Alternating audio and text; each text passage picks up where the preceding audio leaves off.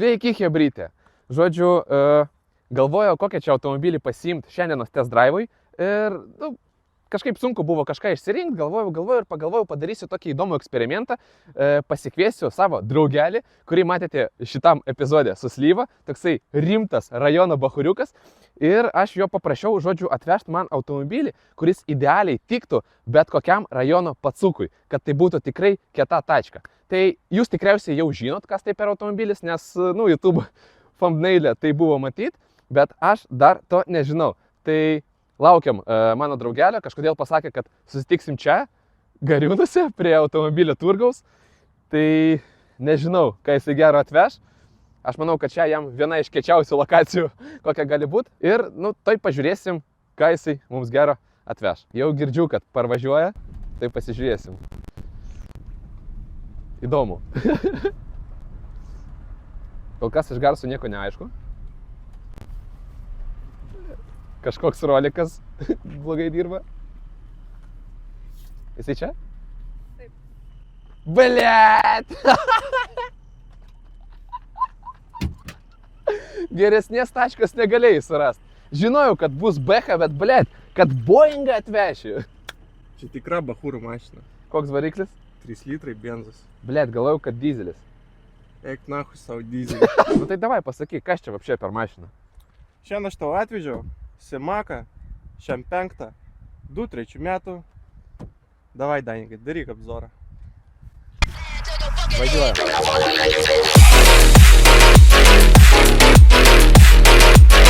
Eik nahui savo dizelį.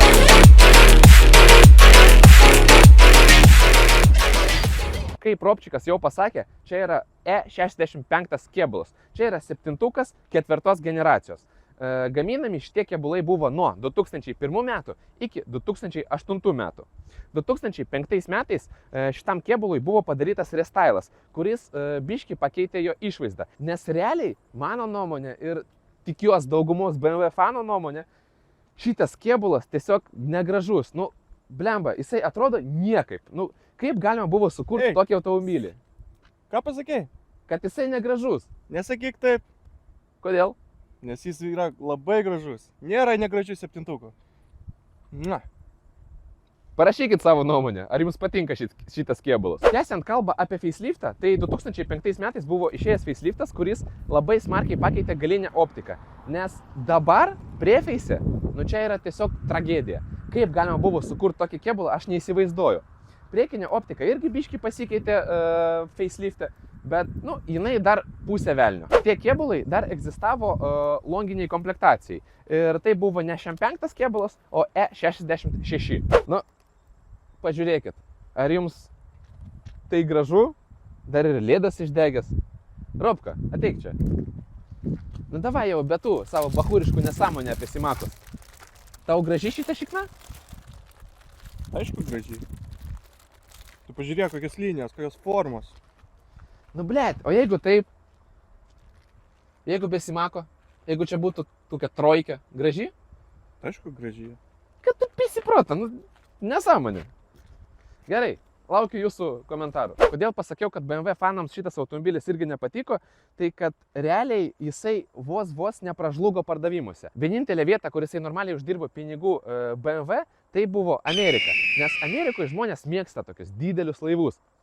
Šitas automobilis buvo kaip toks išvis kitoks. Realiai, jeigu pažiūrėsim, jisai nepanašus į nekokią BMW. Jisai buvo padarytas serijoje su E60 ir E90. Ir mes galim pamatyti, kad tie automobiliai atrodo adekvačiai ir normaliai, palyginus su kitom BMW. O šitas, išvis kitoks. Netgi salone, ką mes po to pažiūrėsim, jisai atrodo visai kitaip. Mygtukai kitokie, vairas nepanašus į jokį kitą BMW vairą. Dalykai išmėtyti taip, kaip nebuvo nei vienoj BMW. Bet apie tai pakalbėsim biški vėliau salone. Pažiūrėkit, kaip tragiškai atrodo. Ir čia realiai bėda visų E-serijos BMW. E60 turėjo tokį pat bairį. Nežinau, kaip taip vyksta, bet kažkodėl korozuoja tas aliuminijus ar kas ir dažai tiesiog nusilupa. Atrodo, ne kažką. Robčikas sakė, kad ten 3 litrai benzas. Tai pažiūrėsim.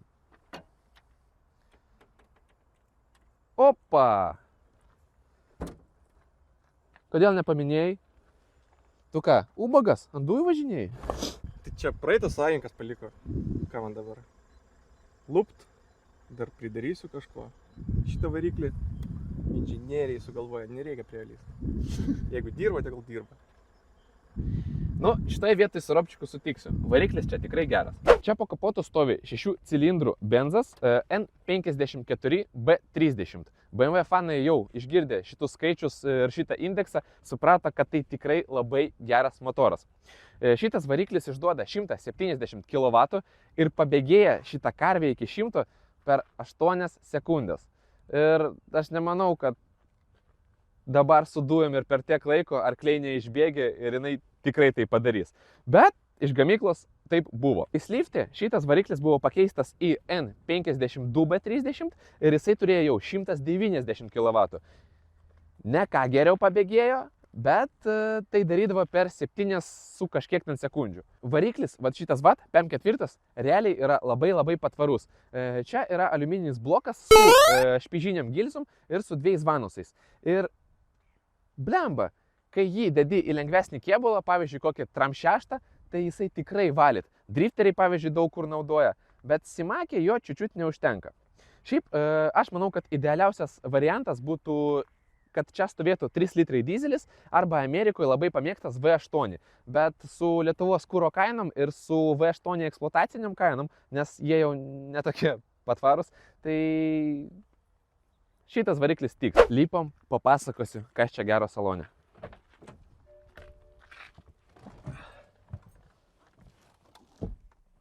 Salone tikrai biškį užtruksim, nes rodyt ir pasakot yra apie ką.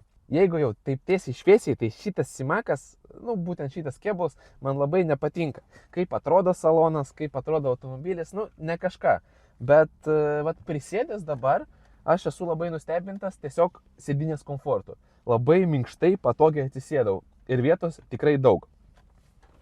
Gerai, kodėl daug pasakosim apie šitą saloną? Tai visų pirma, čia yra labai daug inovatyvių funkcijų, kurių nebuvo dar anksčiau praeituose BMW. Pavyzdžiui, būtent šitam kėbulė pirmą kartą buvo panaudotas tas iDrive'as, labai nepamėgtas visų. Visų pirma, šita šaiba blogai dirba ir tiesiog normaliai kažką surasti šitam iDrive yra labai nepatogu. Jos būna gliučina ir pradeda suktis į vieną pusę žostkai. Dar čia ir jinai nulūžo. Simakas. Sakiau anksčiau, kad šitas BMW išvis nepanašus į visus kitus. Tai jūs iškart galite pamatyti, kad čia nėra pas mus bėgių perjungimo. Jisai padarytas kaip senuose amerikonuose ant vairo. Tada, pažiūrint į vairą, aš matau, kad pas mane yra 4 rankinėlės. Viena yra langams, tada pavarų, tada posūkiai su kažkokiam lemputėm ir apačioj kruizas. Jeigu pažiūrėt į visus mygtukus, jie nepanaši į kitų BMW mygtukus. Kur jūs matėt, kad būtent taip atrodytų durų atidarinėjimas ir uždarinėjimas? Aš daugiau jokioj BMW taip nemačiau. Tada ir šiaip čia rankenėlės, spidometras, vairas, realiai viskas atrodo ne kaip pas BMW. Čia irgi galite pamatyti, kad sėdynės reguliuojasi iš vidutinės konsolės, nors BMW visose kitose automobiliuose tai reguliuojasi ten, iš apačios sėdynės. Tai čia irgi taip labai įdomu. Ir žmogus, kuris pamėgęs BMW, atsisėdęs į šitą Simaką, nieko negali surasti. Nes iš pradžių, tu ieškai perjungti pavarą, nėra. Nori ten pasireguliuoti sėdynę, nėra. Reik čia. Ir man tai buvo irgi, kai tik atsisėdau, tokia problemėlė, nes nepripratęs tiesiog prie šito.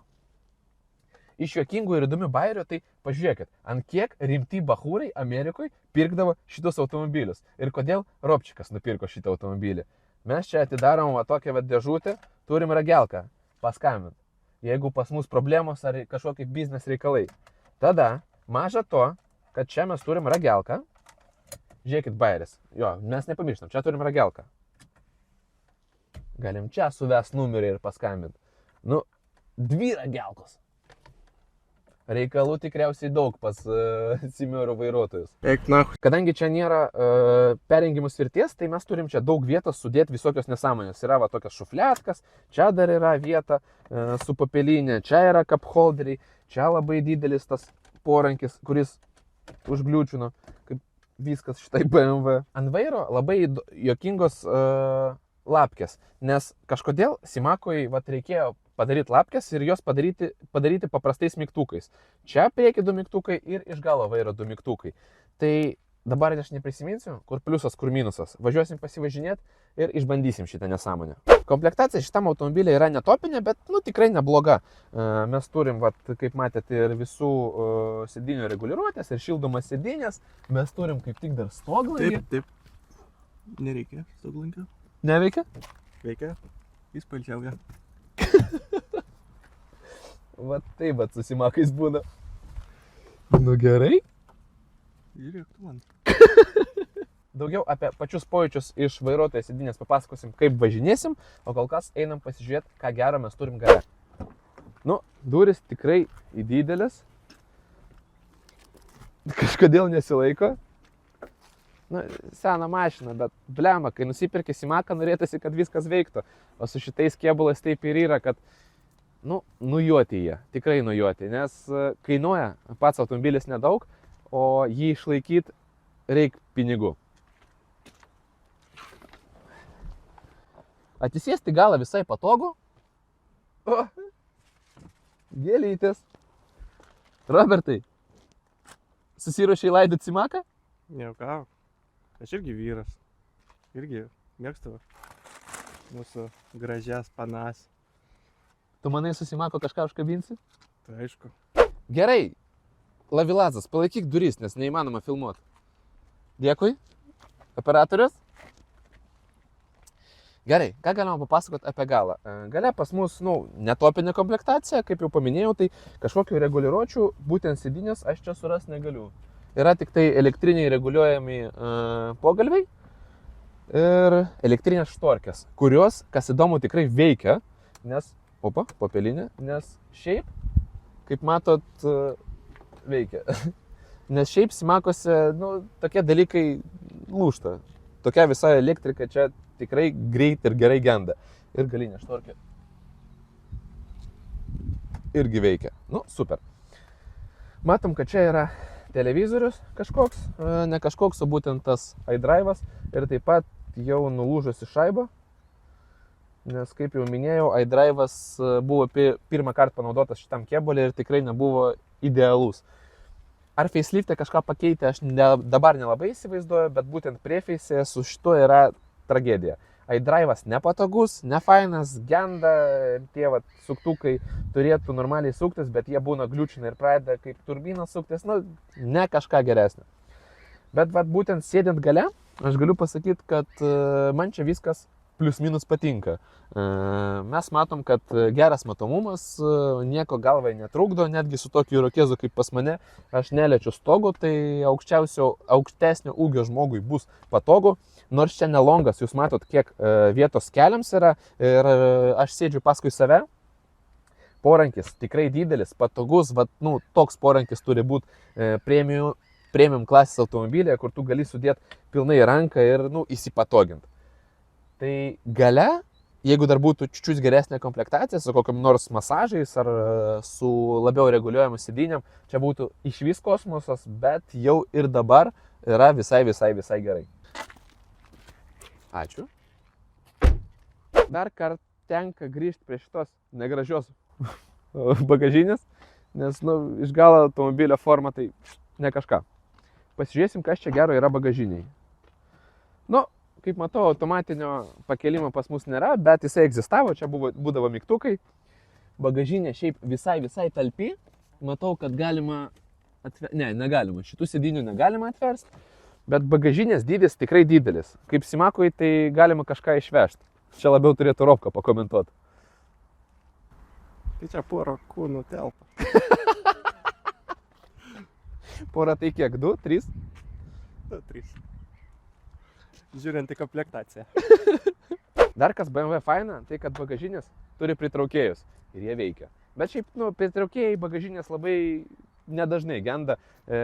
Šitą mes jau žinom net nuo slyvos laikų, nes slyvose, pavyzdžiui, universaluose irgi yra bagažinės pritraukėjai ir net kada bagažinė pilnai išpuvo, o slyvose tai labai dažnas dalykas, pritraukėjai vis tiek veikia. Tai čia su pritraukėjais irgi bairių nėra. kol kas kaip ir viskas, labai noriu jau prasivažiuoti, nes tiesiog atsisėdęs į saloną supratau, kad sėdinės komfortiškos ir norėčiau suprasti, kodėl šitus automobilius pamėgo amerikiečiai. Tai važiuojam, pasivažinėsim, turim porą reikalų, kol kas atsisėsiu už vairo aš, bet kadangi čia Simakas, tai paprašysim Roberto, kad pavairuotų, pasidėsim gale. Bet čia biški vėliau, kol kas važiuojam. Hebrytė, nepamirštam, kad Detailer Place su promokodu GANZIK10 jūs gausite 10% nuolaidą visoms auto priežiūros prekiams. Naudokitės. Tai ką, važiuojam? Čia yra start stopo mygtukas ir raktas. Nu, kaip matot, elektrinis vairas, viskas elektra, viskas super. Jau dega stabilizacija kažkodėl, nu bet tiek to. Neįsijungia cicas. iDrive'as, atsiprašau. O, kažkas yra. Įsijungia. Nu, gerai.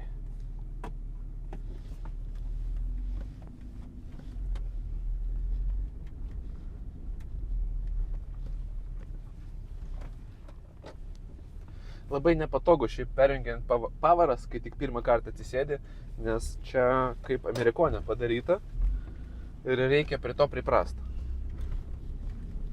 Turi visą laiką žiūrėtis, kokią pavarą įjungi. Kažkodėl dega dėžės klaida. Robčiukai. Tai tegul dega, trukdo tavo ar kas? Nu aš nežinau, gal nedavažiuosim. Viskas tvarkoja. Važiuosim? Važiuosim. Nu gerai. Šiaip šitos automobilėse jau stovi 6 HP dėžė ir jinai ganėtinai normali, bet vat, kaip matot pagal klaidą būna išmeta bairių, būna kažkiek genda, nes šiaip ant šito automobilio ir ridos jau apie 380 000 ir ne faktas, kad nesukta, tai, nu, kad dėžiai jau neidealiai, tai suprantamas dalykas. Bet jinai, kas įdomu, veikia. Jinai veikia, netgi su klaida, neturi jokių bairių, permeta pavaras ir nedaužo. Tai šitas dalykas biški mane nustebino.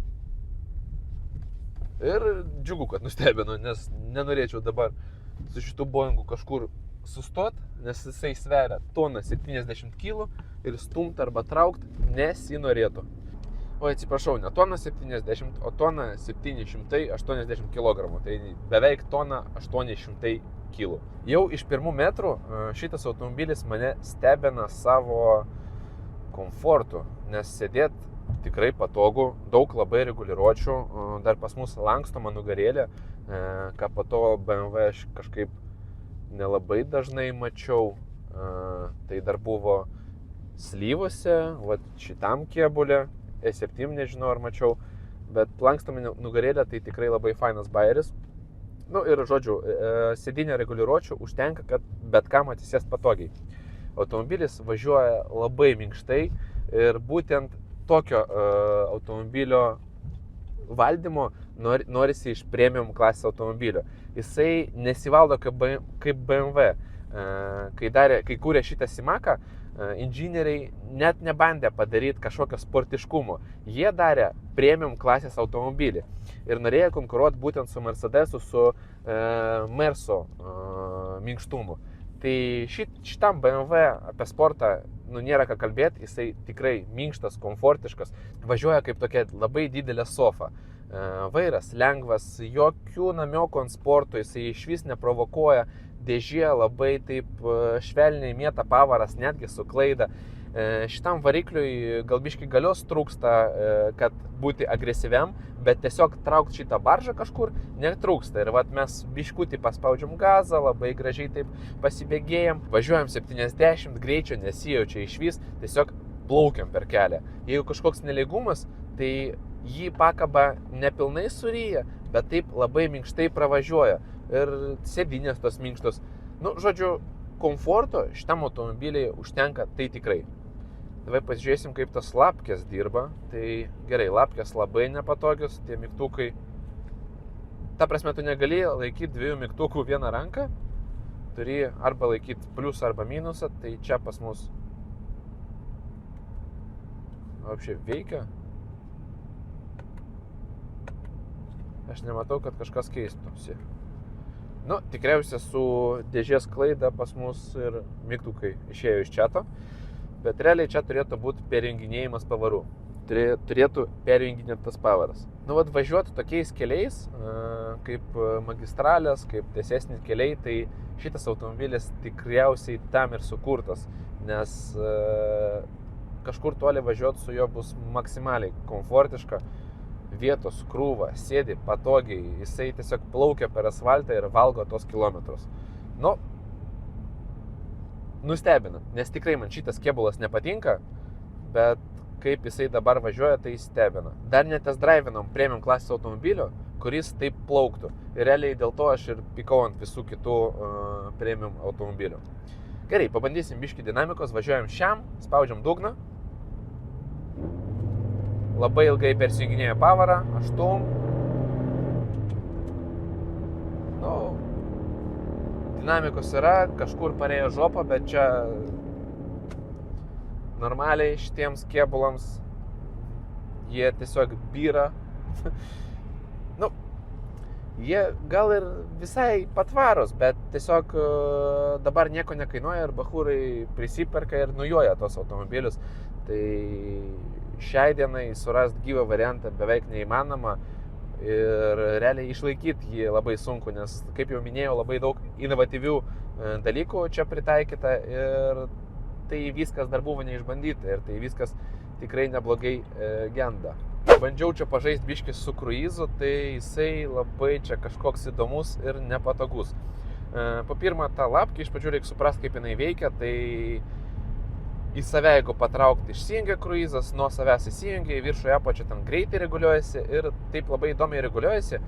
Žodžiu, yra mygtukai, ne mygtukai, o tokios lemputės, kas 20 km per valandą, netgi ne kas 20, kiam, 100 kiam, 108, atrodo, kad kažkaip nuo amerikiečių, nes nelygiai stovi ir, žodžiu, labai sunku nustatyti greitį, kurį reikia. Šokinėja per tos 2 km per valandą ir, vat, pavyzdžiui, man reikėjo važiuoti 9, strelytė rodė kažin ką, automobilis arba bėgėjosi arba lėtėjosi ir dabar mes nusistatėm 9, aš kol prisižaidžiu, čia kol 5 minutės žaidžiau, prisižaidžiu, kad važiuoti 9, bet strelytė mums rodo ties 7.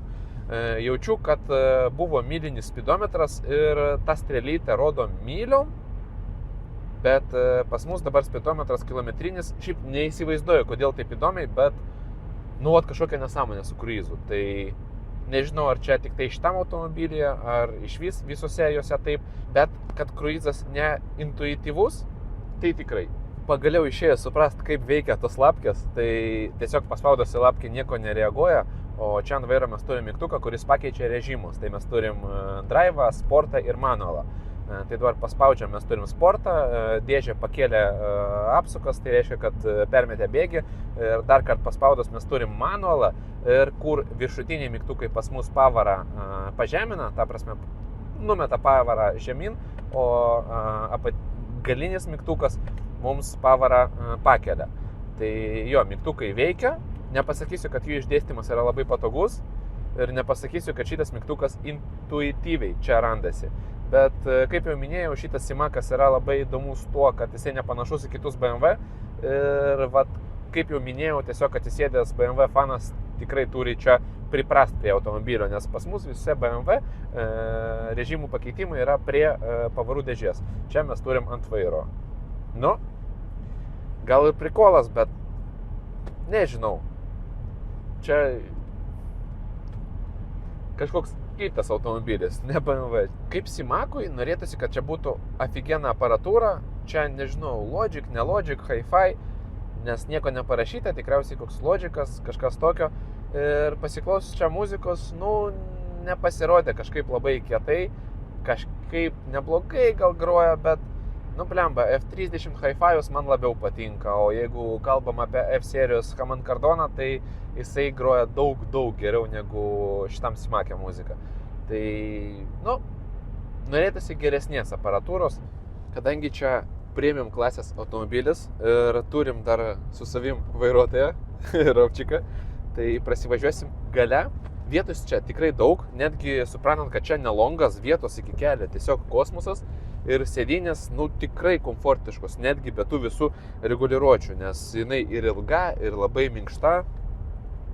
Sėdint gale nesijauti niekaip užspautas, nieko, va, šoninis matymas super, langai aukšti, dideli, platus, nu, tiesiog viskas super. Iš tokių įdomių fiškių gale, tai jau kaip minėjau, yra štorkės, iš kiekvienos durelės galima reguliuoti štorkės ir pavyzdžiui, iš savo durelės aš galiu uždaryti savo štorkės ir taip pat perjungius mygtuką galiu uždaryti ir keleivio pusę štorkės. Jūs dabar nematot, bet štorkės, jūs jau matot ir štorkės užsidaro. Taip pat ir galinę galiu pats užsidaryti ir būti čia kaip bunkeryje. Jo, ir dabar mes kaip tikri kažkokie biznesmenai sėdim gale, nieks mūsų nemato. Dar iš įdomių fiškių čia yra toksai veidrodukas ir jisai galima biškai ištraukti ir pasireguliuoti, pasižiūrėti, pasidažyti arba pasižiūrėti, ar jūs prieš kažkokį svarbų renginį gerai atrodot. Nu, kadangi netopinė komplektacija, daugiau kaip ir neturiu ką parodyti. Įdomu, kad 2000-aisiais vis dar buvo normalu rūkyti ir automobilio gale rūkyti, tai čia yra pas mus tokios papilinės šonuose, taip atsidaro. Šiaip labai malonus visur materialai, ta koža tokia tikra stora BMW koža ir nesijauti, kad sėdi kažkokiam pigiam automobilė. Kur neprilietus, nėra to tokio pigaus plastiko, viskas atrodo ganėtinai kokybiškai. Aišku, šitas televizorius gaila, kad neveikia, bet jisai irgi sukiojasi, kad galima būtų patogiau pasižiūrėti. Jeigu jau kalbant apie pačio važiavimo kokybę, tai vėjas biški girdisi, bet tai nėra kažkaip labai tragiškai. Garso izoliacija tikrai ant labai aukšto lygio ir važiuoti kažkur toli yra labai komfortiška. Jau kiek kartų tai sakiau, bet pakartosiu dar kartą. Kilometrus automobilis ryja tiesiog idealiai. Jisai plaukia per kelią ir kai yra kelio nelygumai, jisai taip viską gražiai perplaukia, kad tiesiog kosmiškai faina. Ir, tikrai automobilis stebina, nes ant kiek man jisai iš pirmo žvilgsnio atrodė idiotiškas, negražus, nemalonus automobilis, ant tiek jisai mane stebina būtent salone, kai tu važiuoji. Nu, šoferė, ar yra geresnė tačka nei taviškė? Tai aišku, sekančios serijos 7-ukų yra gal biškai malonesnis, bet būtent šitą tačką yra čia, širdelėje. Taip ir sakyk, kad paprikose kažkai neturi. Tai čia gal kas? Nieko nežinai. Tai ką, chebrytė, šitas test drive'as priėjo pabaigą. Ačiū Robertui, kad atvežė mums šitą Simaką. Šiaip esu labai nustebęs, turiu netgi emocijų nuo automobilio, nes nesitikėjau, kad automobilis bus antiek komfortiškas. Aš būtent šio kėbulo labai smarkiai nemėgstu, tikrai nustebino savo važiavimo kokybę ir ant kiek jisai minkštai plaukia per kelią. Šiaip tokie automobiliai išlaikyti yra labai brangu, viskas dėl to, kad jie visi labai suvažinėti ir, blemba, čia yra Simakas, kur labai daug technologijų buvo išnaudota pirmą kartą ir tos technologijos buvo dar laiku nepratestuotos ir tikrai genda. Taip pat labai daug elektronikos, labai daug šiaip visų nesąmonė, automobilis sunkus ir su šito viso ateina ir visos problemos, kad čia yra senas premiumas ir jisai tikrai genda ir kainuoja taisyti tiesiog kosmosą pinigų. Dar prie to pačio prisideda, kad šitas BMW yra išvis kitoks, jisai nepanašus į kitas BMW, tai ir sprendimus ir taisimas irgi yra kitoks. O ką jie kainuoja, Robertai? Tai toks 3 litrų benzas kainuoja 4 štukas ir jų tik 1-2 yra pardavime. Okay. O su kitais varikliais kaina svyruoja nuo 2 iki 10 štukų. Nu jo, rinka įdomi. Aš spėju, kad šitų automobilių pardavimuose ne per daugiausia. Ir aišku, už 10 tai bus kažkoks kosmosas su V8 dizeliniu, pavyzdžiui. Ar verta pirkti už 10? Faktas, kad ne. Tai ką, chebrytė, ačiū, kad pažiūrėjote šitą epizodą. Tikiuosi, jums buvo įdomu, tikiuosi, jūs pralinksminau. Dar kartą ačiū Robertui, kad atvežė šitą Simiorą. Ir iki susitikimo sekančiuose epizoduose. Dar bus daug įdomių epizodų. Ate?